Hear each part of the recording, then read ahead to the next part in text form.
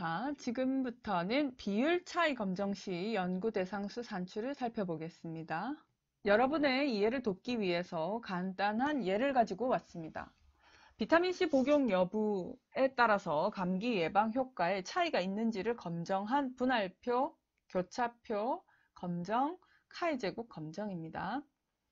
자, 이 실험은 10명에게 비타민C를 그리고 10명에게는 가짜약, 위약을 주고 일정 기간 감기 발생률을 살펴본 자료입니다. 그랬더니 비타민C를 복용한 군에서는 1명 10%만 감기에 걸렸고 비타민C를 복용하지 않은 위약군에서는 5명 50%나 감기가 발생했습니다. 즉 10%와 50%의 차이, 감기 발생률 40%나 차이가 나는데 이는 카이 제곱 검정을 수행해보면 연구자의 입장이라면 너무나 안타깝게도 유의 확률이 0.051로 유의 수준 5%를 살짝 벗어나는 결과를 보게 됩니다.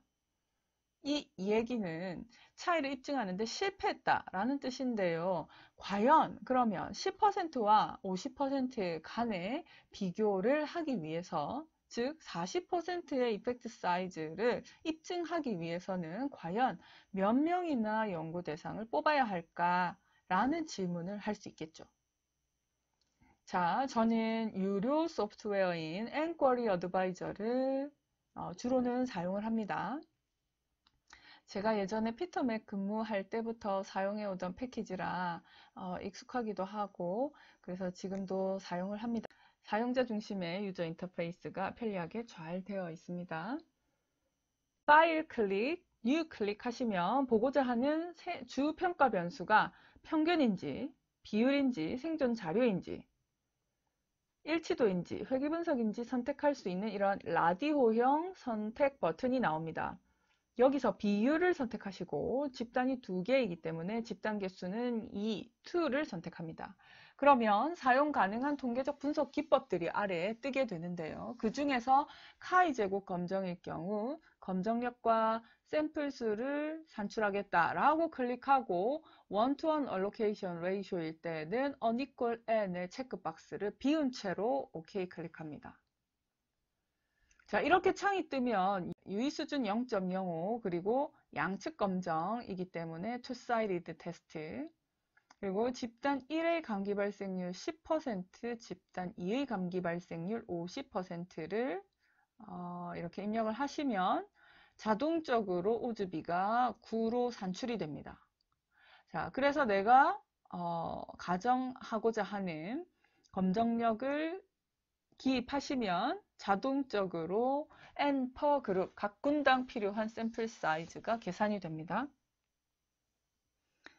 자, 조금 전에 보신 것처럼 각 군당 10명씩 뽑아서는 입증하기 어렵고 이 차이를 입증하려면 최소 20명씩은 뽑아주어야 한다는 것을 알 수 있습니다. 자, 좀 전에 여기 오즈비라는 개념이 잠깐 나와서 한번 설명을 드려보겠습니다. 오즈비의 개념은 아래 보시는 것처럼 오즈비가 2라고 할 경우에 가능한 교차표가 무수히 많습니다. 따라서 우리가 오즈비의 개념을 정확히 이해하고 계시더라도 오즈비가 2라는 것의 의미를, 명확한 의미를 파악하는 것은 쉽지 않을 수 있습니다. 두 군간 오즈를 계산해서 이 B의 형태를 취한 것이 바로 오즈비인데요. 우리 자료 같으면 비타민C 복용군의 감기 발생 오즈는 비타민C 복용군이 감기에 걸리지 않을 확률분의 감기에 걸릴 확률, 즉 10분의 1분의 10분의 9 해서 9이고 위약군에서 감기 발생 오즈는요. 위약을 복용한 사람들에 있어서 감기에 걸리지 않을 확률분의 감기에 걸릴 확률, 즉 10분의 5분의 10분의 5 해서 바로 1이 됩니다. 따라서 이 각각의 오즈의 비를 취하면 9 나누기 1 해서 9가 되거든요. 제가 왜 이 시점에서 여러분들께 2x2 테이블에서 오즈비를 산출하는 방법을 말씀드리느냐면 G파워를 이용해서 연구 대상수 산출을 하실 때 바로 필요하기 때문입니다. 자, 지금 보시는 이 G파워는 무료로 다운을 받아서 사용 가능한 무료 연구 대상수 산출 프로그램입니다. 조금 전 같은 계산하려면 이 테스트 가셔가지고 proportions 클릭하시고 two independent group inequality unconditional exact를 선택을 하시면 됩니다. 자, 그렇게 하고 나면 이런 창이 뜹니다. 여기에 어때요? 오즈비를 기입하게 되어 있습니다. 자, 엔쿼리 어드바이저와 같이 돈을 내면 편하게 쓰실 수가 있고 무료로 하면 우리가 조금 고생을 조금 해야 된다 하는 거를 알 수 있죠. 자, 여기 9 쓰고 두 번째 집단의 프로포션 0.5 쓰시고요. 그리고 난 뒤에 알파와 베타 그리고 allocation ratio를 작성을 합니다. 자, 그렇게 하고 나면 어떻습니까? Calculate 클릭하시면 각 군당 19명씩 총 38명이 필요하다. 이런 계산 결과를 보실 수가 있습니다. 연구 대상수를 산출하는 방법은 사실 다양하고 패키지마다 다를 수 있습니다. 어느 옵션을 사용하느냐에 따라서 약간의 차이가 발생할 수 있고 이 경우에는 액츄얼 알파가 지금 보면 0.05를 넘어서 군당 20명이 되면 아마 이 알파 값이 0.05 미만이 될 거라고 예상해 볼 수가 있겠습니다. 자, 그럼 처음 봤던 우리 리텐션 레이트 50%와 65%의 차이 입증을 위해서 필요한 샘플 수는 과연 얼마인가 한번 살펴볼게요. 15% 효과 크기를 입증하기 위해서 유의 수준 5%, 검정력 80%를 가정하면 각 군당 170명이 필요합니다.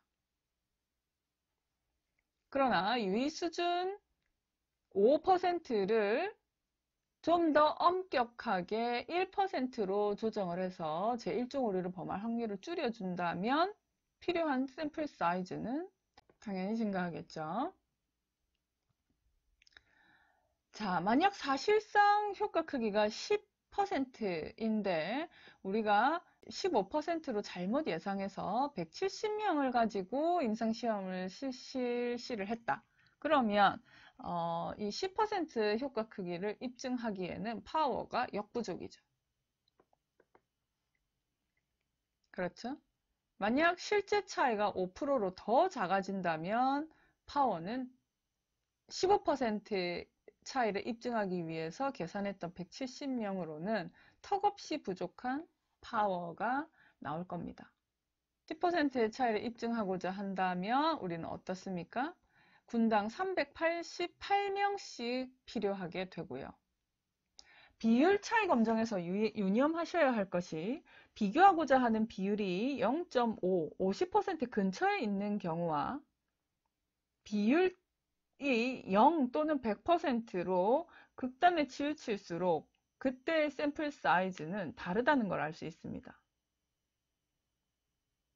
즉 50%와 60%의 차이를 보이고자 할 때에는 똑같이 10%라도 우리가 어때요? 자, 파워 90% 한번 보겠습니다. 똑같이 10%라도 519명 필요한데 80%, 90% 차이를 볼 때는 그것의 거의 절반 수준인 266명만 있어도 된다는 의미입니다.